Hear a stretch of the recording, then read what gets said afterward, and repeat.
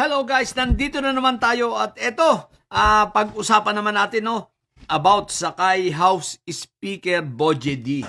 Okay, House Speaker, maging mapagmatyag kayo at maging mapagbantay at sa mga congressman dyan, kami nananawagan sapagkat ngayong January, talagang buo na at kikilos, no? Kikilos ang mga galamay ng may sayad. Kikilos upang pabagsakin si House Speaker Boje D, tanggalin sa kanyang posisyon bilang House Speaker upang sa ganon ay mahadlangan ang napipintong impeachment case laban dito kay Sayad. At ito na nga, gagana na, nagsama-sama na, no? Ayon sa ating puting kabayo, no? Nagsama-sama na at talagang magpopondo na itong sila Sabit Sipon, Army Tebes, mga ilang mga tawag dito, mga nasa flood control business, mga construction contractor, no, na mga malalapit dito kay Quick Milk. So alam niyo na kung sino-sino, ha? At iba pang mga bilyonaryong congressman din, tutulong sila sa pagpopondo upang sa ganun at least makakuha sila ng numero o marating nila yung numero na 125 congressman. Okay? Sapagkat sa 125 congressman na yun, may posibilidad na ma-oust nila si House Speaker Boje D. Ngayon, ang tanong, paano ang gagawin nila? Okay, priority nila itong mga nasa Mindanao at itong mga nasa Visayas. At ang mga ito ay aalokin nila o bibigyan nila ng tig 40 million. 40 million sa bawat isa. Ito ang pangako sa kanila kung sila lamang ay babaliktad. No? At i-oust nila, babaliktad at boboto para upang sa ganun ay palitan itong si House Speaker Boje D. So kasama dyan kasama dyan si Unanay sa itong mga trabaho, At mukhang si Unanay ang may planong umupo. So yung ilang mga congressman sa Bicol kasama rin dyan.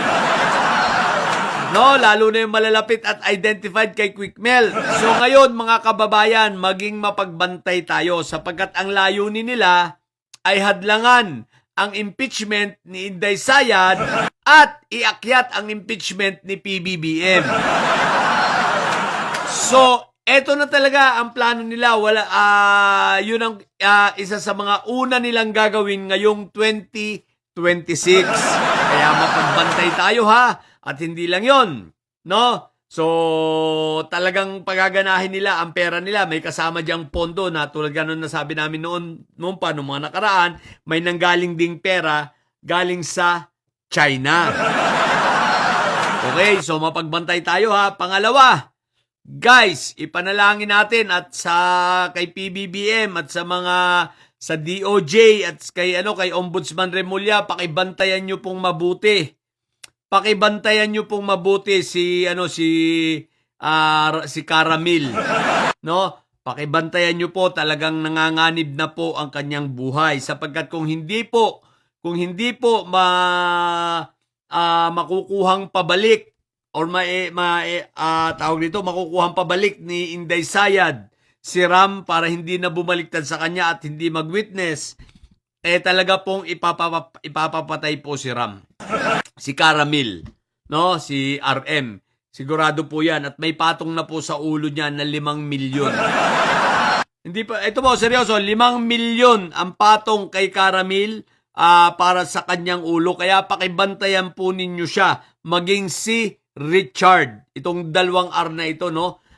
Sapagkat talagang dito po kinakabahan itong si Sayad. So, lahat po ay gagawin nila, no? Sa pagpasok na ito ng January, gagawin nila ang lahat ng ito talagang na dapat may isa katuparan nila dahil talagang nauubos na ang kanilang pag-asa, no? Talagang si Sayad, katunayan dahil sa talagang depressed na sila, no? Ipit na sila, ang kasunod nilang plano nga, kumbaga ang naka Plan B nila talagang ang ipupush na nila, no, para tatakbo sa pagka-presidente sa 2028, at yan ay babigyan ko ng ibang content ha, ay si Baste, o si Baste na takot sa pulang brief. So, ang sinasabi ko lang, seryoso, mag-iingat tayo. So, bantayan natin.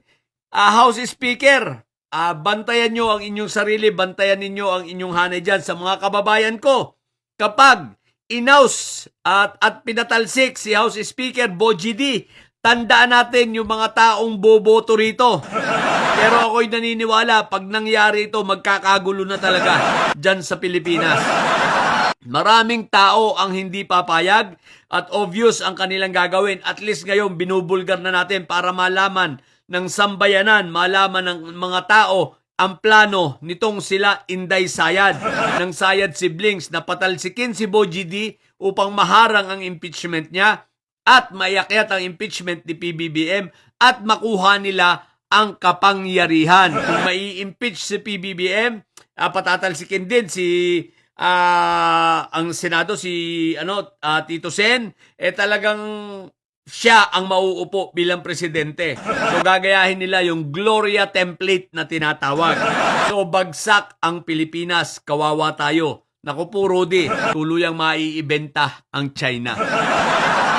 At hindi lang yon, iaabsuelto lahat ng mga kontraktor na malapit sa kanila. Itong mga case build-up na ginagawa ng ombudsman, mawawala yan. Anyway, kasama rin si ombudsman sa character assassination na gagawin ngayong first quarter ng 2026 upang sa ganun pipilitin nilang ipag-resign siya. So maraming gagawing mga kabulastugan sa kanya, mga gagawing mga fabricated na kwento. Pilit nilang ipipressure si ombudsman. Buti na lang si ombudsman matibay talaga yan. Hindi nila mape-pressure yan. Iba ang personality ni ombudsman. Iiyak kayo dyan. Marami kayong itutulong luha kay ombudsman, mga didilis, mga may sayad black. Okay, so yun lang muna. So mag-iingat tayo ngayong 2026. Talagang ang may sayad siblings ay ibubuhos na nila, ang may sayad black, ibubuhos na nila ang lahat ng kanilang powers para makuha ang kapangyarihan. Sisimulan nila sa Kongreso, sunod ang Senado, yan, sunod-sunod na yan. Okay? So yun lang po, sa mga bobong didilis dyan na may mga sayad, ang tatay ninyo ay karton. Matili kayo mga bobo at may sayad, sapagkat ang may sayad ay laging high blood. Bye!